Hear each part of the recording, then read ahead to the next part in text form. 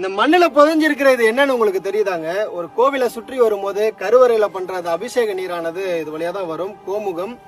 அந்த அபிஷேக வர நீரை நம்ம எந்த அளவுக்கு ஒரு குனிஞ்சு நம்ம வாங்கி நம்மளுடைய தலையில தெளிச்சுட்டு போவோங்கிறது தெரியும், தீர்த்த நீரை.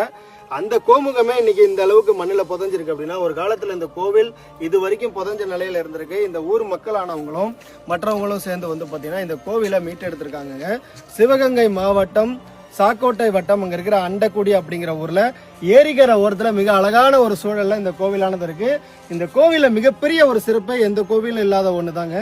2 சிவலிங்கம் எதிர் புறத்துல வந்து பாத்தீங்கன்னா மிகப்பெரிய ஒரு கருவறை கொண்டு இங்க அமைச்சிருக்கிறாங்க. மேற்க பார்த்தும் கிழக்க பார்த்தும் இருக்கிறத நீங்க வந்து பார்க்கலாம். அத்தகைய சிறப்பு கொண்ட இந்த கோவில் இன்றும் வந்து பாத்தீங்கன்னா இடிஞ்ச நிலையில இருக்கு. நீங்களே பாத்தீங்கன்னா தெரியும், கோவிலுடைய கற்கள் வந்து சிதறி கிடக்கிறத நீங்க பார்க்கலாம்.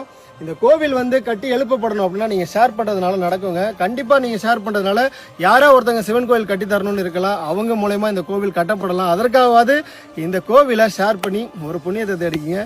நன்றி.